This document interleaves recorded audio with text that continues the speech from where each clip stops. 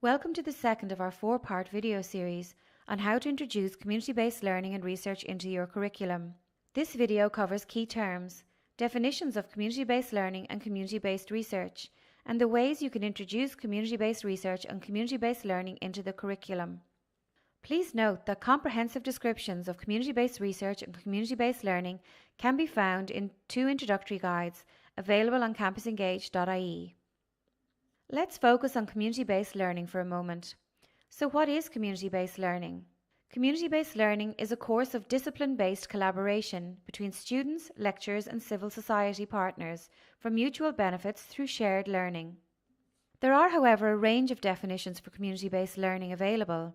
It tends to be easier to recognize it in terms of characteristics. The key characteristics of community-based learning are that it is a form of experiential learning that focuses on issues in a real-world context. Here, reflection is a main component, lending to students' professional and personal development. It must also meet the need of the civic society organisation or community group. The community partner is a valued partner with equal say, with ample room for knowledge exchange to inform the process and application of skills and tacit information.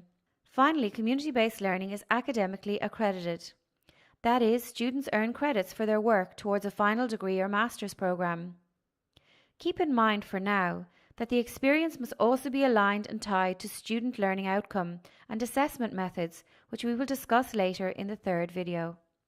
Engaged learning or research can be considered as part of a continuum of opportunities for students. This approach helps to avoid confusion when comparisons are being made to other forms of experiential learning, such as work placements or internships and volunteering. This diagram illustrates the continuum of engagement activity with external stakeholders. Here we can see that in general, a placement involves the student as the main beneficiary. It is accredited, and the goal is student learning, but reflection is not always essential. During community-based learning and research, both the student and the community partner are mutual beneficiaries. The student receives academic credit, while the process meets a community need. The relationship is an equal partnership, and reflection is core to the process. In terms of volunteering, in many cases, the CSO is the main beneficiary. It is not always accredited, and the reflection is not essentially a core element.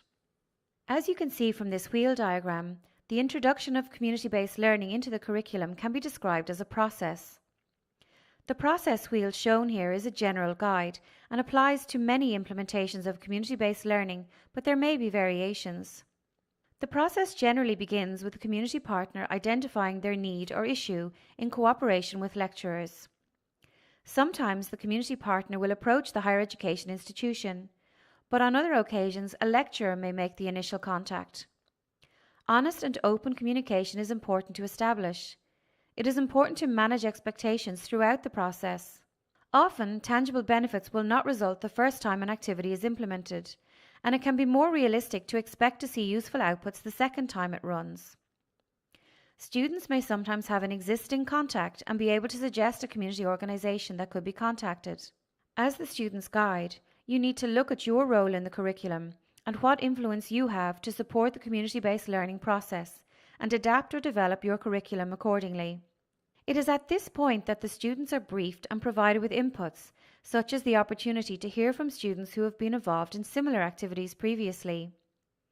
The group then work together to design a plan for the activity while ensuring that consultation and knowledge exchange are applied to inform the project. When you have your plan in place, you need to agree the way forward with your community partner. It is at this point that a learning agreement should be developed and signed. Do note that the learning agreement can change as projects develop over time. We have sample learning agreements available on our website campusengage.ie. It is at this point also that the project work can begin, in partnership with the students and the organisation.